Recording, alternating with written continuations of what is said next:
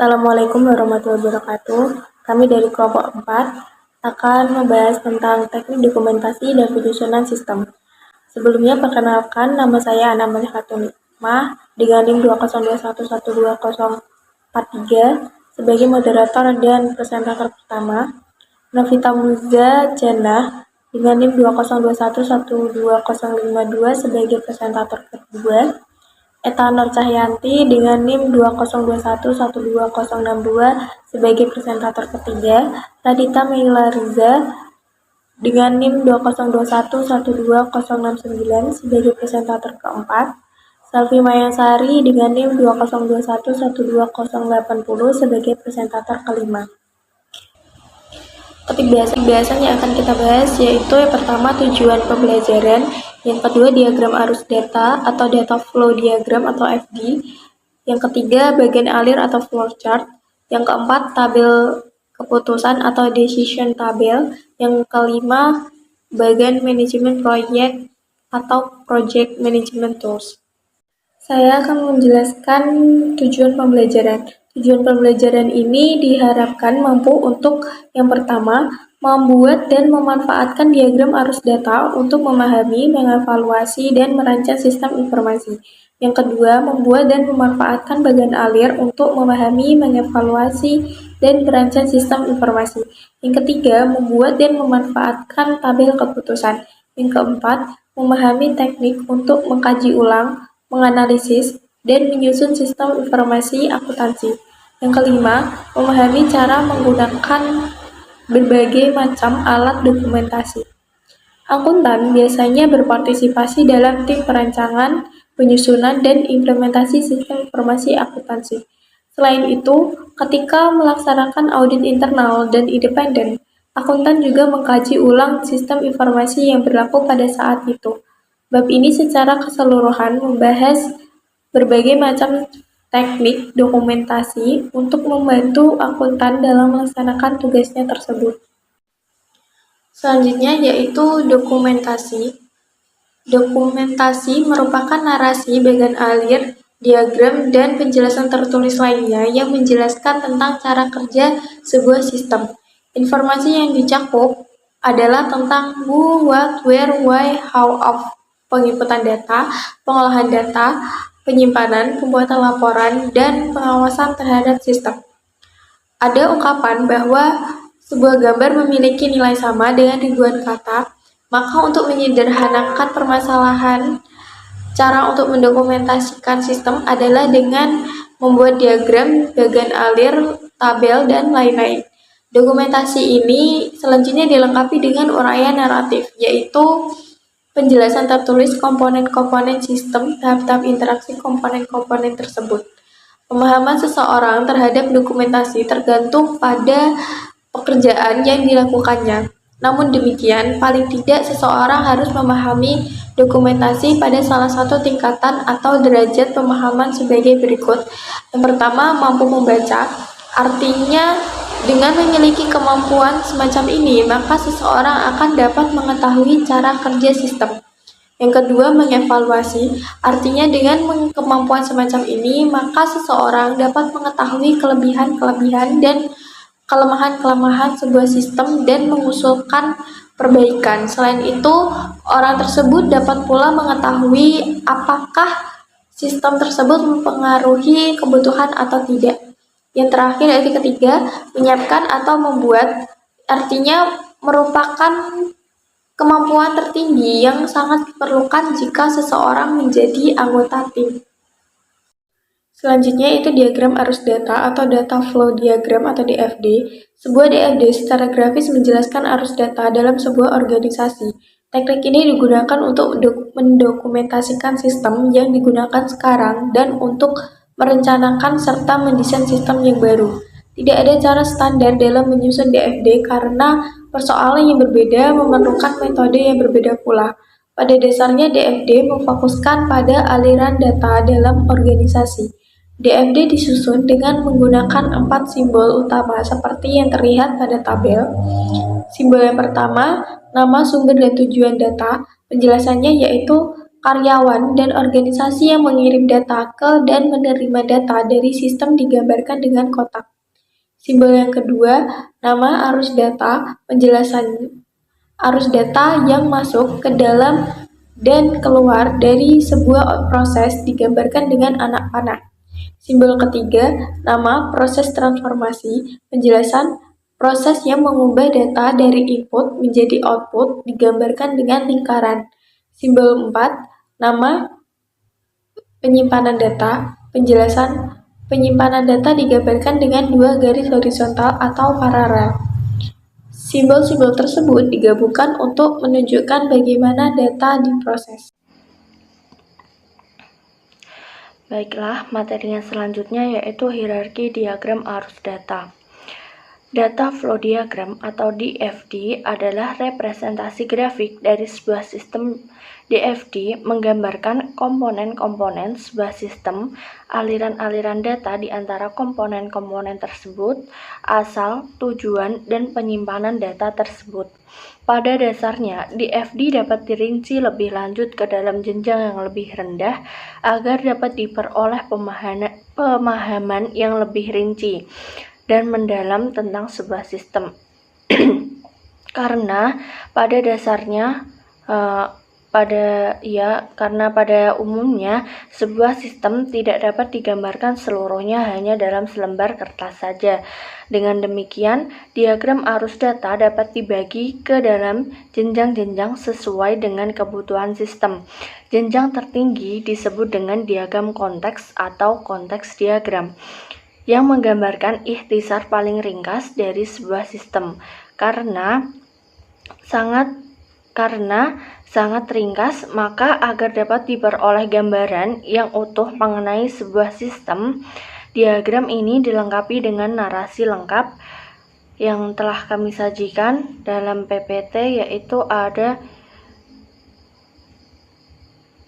diagram konteks sistem perusahaan dagang dan diagram subsistem perusahaan dagang. Bisa diperhatikan untuk lebih lanjutnya ya. Selanjutnya yaitu bagan alir atau flowchart. Bagan alir merupakan teknik analitis yang digunakan untuk menjelaskan aspek-aspek sistem informasi secara jelas, tepat, dan logis. Bagan alir menggunakan serangkaian simbol standar untuk menguraikan prosedur pengolahan transaksi yang digunakan oleh sebuah perusahaan sekaligus menguraikan aliran data dalam sebuah sistem. Setiap simbol memiliki arti khusus sehingga mudah dikenali dari bentuknya. Bentuk simbol menunjukkan dan menguraikan kegiatan yang dilaksanakan, menunjukkan input, output, pemrosesan, dan media penyimpanan. Simbol-simbol ini dapat dibuat dengan menggunakan program komputer atau menggunakan template, yaitu penggaris khusus untuk membuat simbol-simbol bagan alir. Secara garis besar, simbol bagan alir ini dapat dikelompokkan menjadi 4 bagian, yaitu input, output, processing, storage, dan lain-lain. Yang pertama, input-output, yaitu simbol yang menggambarkan alat atau media yang memberikan input kepada atau merekam output dari keadaan pengolahan data. Yang kedua, yaitu processing, merupakan simbol yang menunjukkan jenis alat yang digunakan untuk mengolah data dengan komputer atau dikerjakan secara manual. Yang ketiga yaitu storage, simbol yang menggambarkan alat yang digunakan untuk menyimpan data yang saat ini tidak dipakai oleh sistem. Yang terakhir yaitu lain-lain. Lain-lain di sini maksudnya itu simbol yang menunjukkan arus data dan barang. Simbol ini juga menggambarkan saat mulai dan berakhirnya bagan alir, serta penjelasan-penjelasan tambahan pada bagan alir tersebut. Adapun simbol-simbol bagan alir bisa dilihat di PPT yang telah kami sajikan. Yang pertama itu ada dokumen.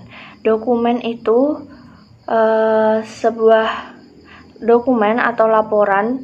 Dokumen dapat dibuat dengan tangan atau dicetak oleh komputer.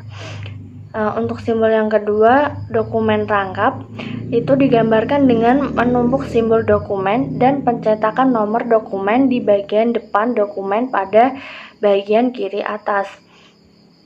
Yang selanjutnya input output atau jurnal buku besar digunakan untuk menggambarkan berbagai media input dan output dalam sebuah bagan alir program. Menggambarkan jurnal buku besar dalam bagan alir dokumen. Yang selanjutnya yaitu tampilan. Tampilan ini informasi ditampilkan oleh alat output online seperti terminal CRT atau monitor komputer PC. Selanjutnya yaitu pemasukan data online. Penjelasannya yaitu entry data oleh alat online seperti terminal CRT atau komputer pribadi. Yang selanjutnya terminal CRT atau komputer pribadi. Simbol tampilan dan entry data digunakan bersama-sama untuk menggambarkan terminal CRT pada komputer pribadi.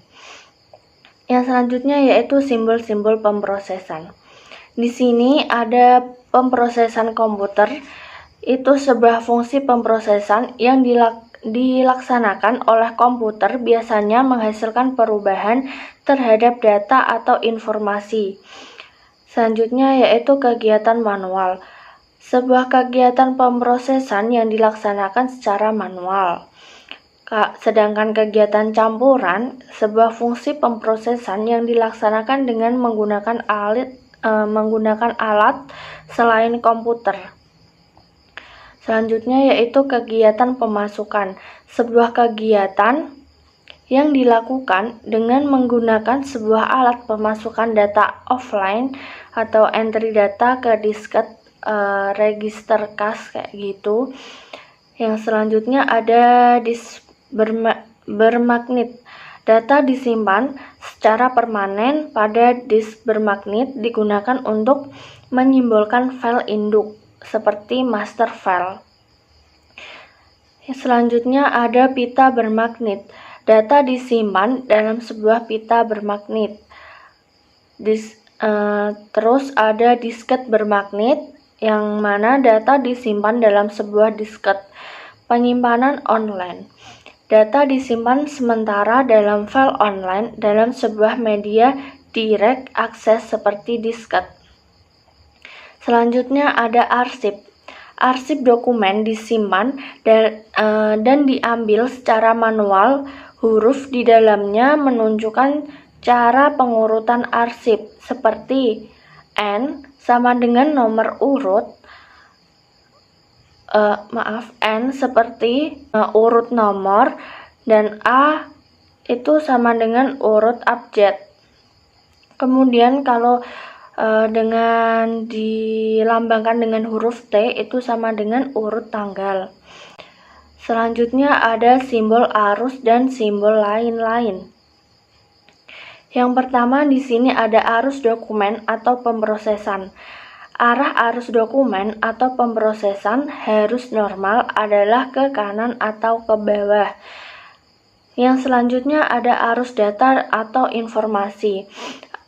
Arah arus data atau informasi sering digunakan untuk menunjukkan data yang dikopi dari sebuah dokumen ke dokumen lain. Kemudian ada hubungan komunikasi. Hubungan komunikasi ini itu transmisi data dari sebuah lokasi ke lokasi lain memulai saluran komunikasi. Selanjutnya ada penghubung dalam sebuah halaman. Menghubungkan bagan alir pada halaman yang sama. Penggunaan simbol ini adalah untuk menghindari terlalu banyak anak panah. Penggunaan simbol ini untuk menghindari terlalu banyak anak panah yang saling melintang dan membingungkan. Selanjutnya ada penghubung pada halaman berbeda. Maksudnya ini, simbol ini itu menghubungkan bagan alir yang berada di halaman yang berbeda. Kemudian ada arus barang. Perpindahan fisik barang digunakan terutama dalam bagan alir. Terminal itu digunakan untuk memulai atau mengakhiri atau bisa disebut titik henti dalam sebuah proses atau program. Jika digunakan untuk menunjukkan pihak eksternal. Lanjut ada keputusan. Keputusan ini sebuah tahap pembuatan keputusan yang digunakan dalam bagan alir program komputer untuk menunjukkan cabang bagi alternatif cara. Selanjutnya ada anotasi. Anotasi ini tambahan penjelasan deskriptif atau keterangan atau juga catatan sebagai klarifikasi. Selanjutnya yaitu jenis-jenis bagan alir. Jenis-jenis bagan alir dibagi menjadi 5 jenis. Yang pertama yaitu jenis bagan alir dokumen atau dokumen flowchart. Bagan alir dokumen menggambarkan aliran dokumen dan informasi antara pertanggungjawaban di dalam sebuah organisasi. Bagan alir ini menelusur sebuah dokumen dari asalnya sampai dengan tujuannya. Secara rinci, bagan alir menunjukkan dari mana dokumen tersebut berasal, distribusinya, tujuan digunakan dokumen tersebut, dan kapan tidak dipakai lagi, dan hal-hal lain yang terjadi ketika dokumen tersebut mengalir melalui sebuah sistem. Bagan alir ini bermanfaat untuk menganalisis kecukupan prosedur pengawasan dalam sebuah sistem seperti internal check dan pemisahan fungsi. Bagan alir dokumen dapat mengungkapkan kelemahan atau inefisiensi sebuah sistem, seperti aliran komunikasi yang tidak memadai, kompleksitas dalam aliran dokumen, dan lain-lainnya. Yang kedua yaitu bagan alir sistem atau sistem flowchart. Bagan alir sistem menggambarkan hubungan antara input, pemrosesan, dan output dalam sebuah sistem informasi akuntansi. Bagan alir sistem ini dimulai dengan identifikasi input atau yang masuk ke dalam sistem dan sumbernya. Input dapat berupa data baru yang masuk ke dalam sistem. Data yang saat ini tersimpan dalam sistem digunakan untuk masa mendatang atau gabungan antara keduanya. Setelah input, berikutnya adalah bagan alir pemrosesan yang dapat mencakup lebih dari satu tahap pengelolaan data. Bagian ketiga adalah berupa bagan alir output. Output dari pemrosesan dapat disimpan dalam tempat penyimpanan data atau disajikan dalam berbagai laporan yang dapat dicetak atau sekedar ditayangkan di layar monitor. Yang ketiga ada bagan alir program atau program flowchart. Bagan alir program menjelaskan urutan logika pemrosesan data oleh komputer dalam menjalankan sebuah program. Bagan alir ini menggunakan simbol-simbol yang secara khusus dirancang untuk bagan alir ini. Anak panah menggabungkan simbol-simbol sekaligus menunjukkan urutan kegiatan. Simbol pemrosesan menggambarkan perpindahan data atau perhitungan aritmatika. Simbol output dan input menggambarkan pembacaan input sekaligus penulisan output, dan berbagai simbol lainnya. 4. Ada bagan konfigurasi komputer atau Computer Configuration Flowchart.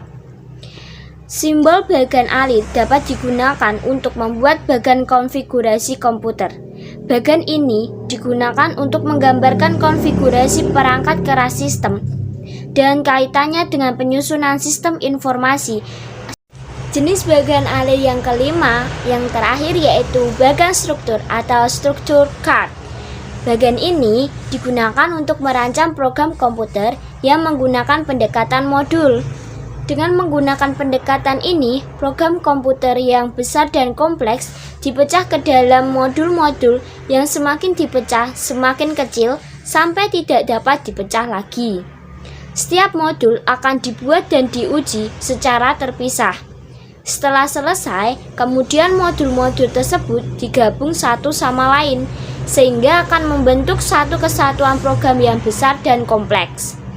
Manfaat pendekatan ini adalah pembuatan program menjadi lebih sederhana, lebih cepat, dan lebih akurat.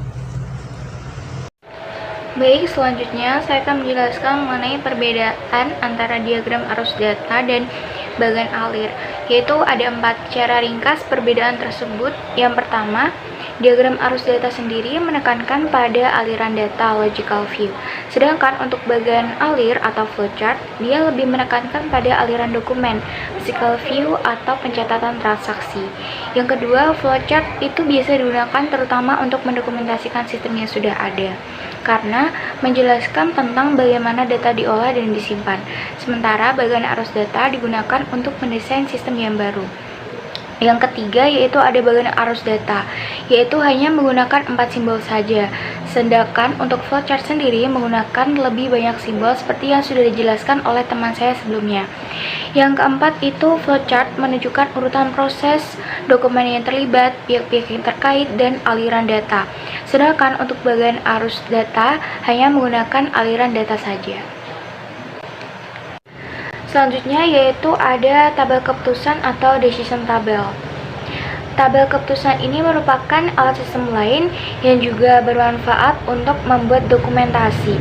Tabel ini membantu membuat keputusan yang kompleks, dan keputusan tersebut merupakan sebuah representasi tabular logika keputusan. Dibandingkan dengan flowchart, tabel keputusan ini memiliki keunggulan, yaitu mampu menangani lebih banyak alternatif. Namun ada pula kelemahannya dari tabel ini, yaitu tabel ini tidak bisa menjelaskan urut-urutan kegiatan. Tabel keputusan sendiri itu berwujud matriks seperti yang bisa kita lihat di PPT, di slide, itu yang dibagi menjadi 3 bagian. Bagian kiri tabel terdiri atas 2 bagian, yaitu ada daftar kondisi dan daftar tindakan. Bagian kanan tabel berisi kolom-kolom yang masing-masing merepresentasikan aturan keputusan, atau bisa kita sebut decision rule, yang merupakan kombinasi antara kondisi dan tindakan. Setiap aturan atau rule menunjukkan tindakan yang diambil jika kondisi terpenuhi. Nah, bentuk umum tabel keputusan tersebut dapat dilihat pada tabel 4.3. Yaitu di situ ada aturan kondisi, yang mana pada kondisi itu ada kondisi khusus, yang sebelah kanannya itu ada kolom dari angka 1 sampai 9. Sedangkan di bawahnya itu ada aturan tindakan, yang di situ tertera tindakan khusus. Kolomnya juga dari angka 1 sampai 9.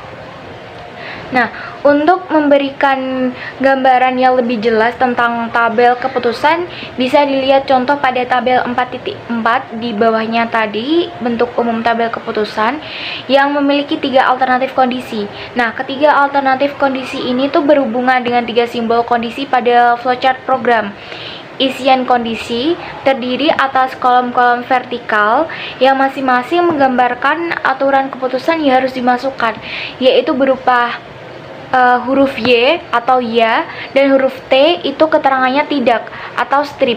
Tanda strip tersebut menunjukkan bahwa hasil pengujian kondisi tidak relevan.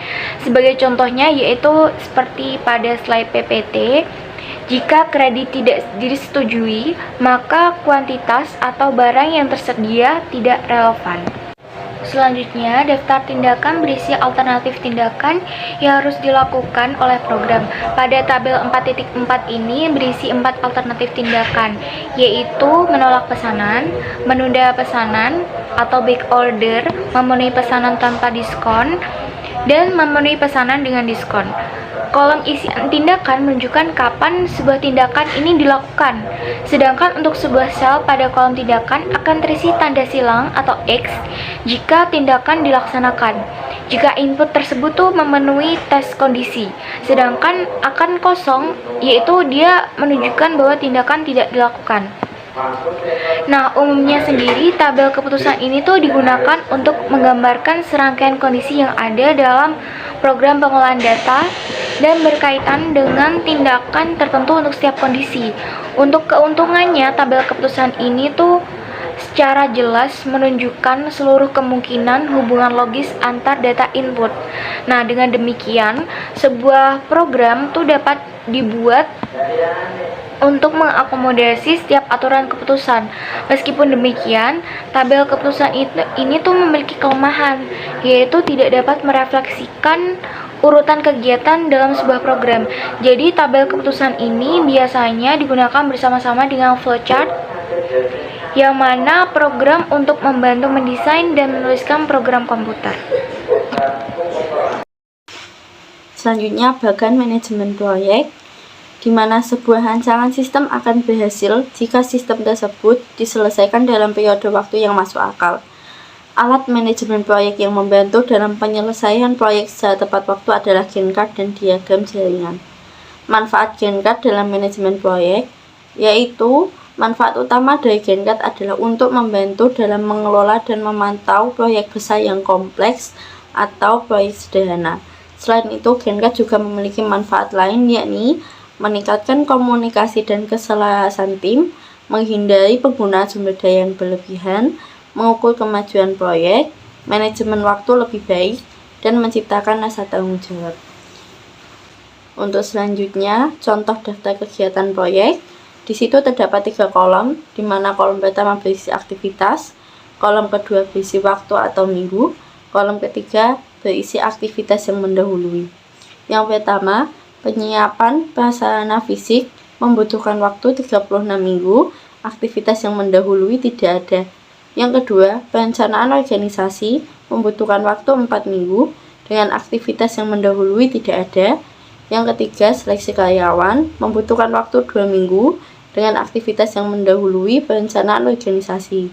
Yang keempat, instalasi peralatan membutuhkan waktu 2 minggu, dengan aktivitas yang mendahului adalah penyiapan prasarana fisik. Yang kelima adalah pelatihan karyawan, membutuhkan waktu 10 minggu, dengan aktivitas yang mendahuluinya adalah seleksi karyawan. Yang keenam adalah perancangan sistem lengkap, dengan waktu 15 minggu, aktivitas yang mendahuluinya adalah seleksi karyawan. Selanjutnya, konversi file membutuhkan waktu 9 minggu, dengan aktivitas yang mendahului adalah perancangan sistem lengkap. Selanjutnya, penyusunan standar dan pengendalian membutuhkan waktu 4 minggu, dengan aktivitas yang mendahului adalah perancangan sistem lengkap. Selanjutnya, pembuatan program membutuhkan waktu 9 minggu, dengan aktivitas yang mendahuluinya adalah penyusunan standar dan pengendalian. Yang selanjutnya, pengujian program membutuhkan waktu 9 minggu, dengan aktivitas sebelumnya pembuatan program. Selanjutnya, pengoperasian paralel membutuhkan waktu 20 minggu. Aktivitas yang mendahului adalah instalasi peralatan, pelatihan karyawan, konversi file, dan pengujian program.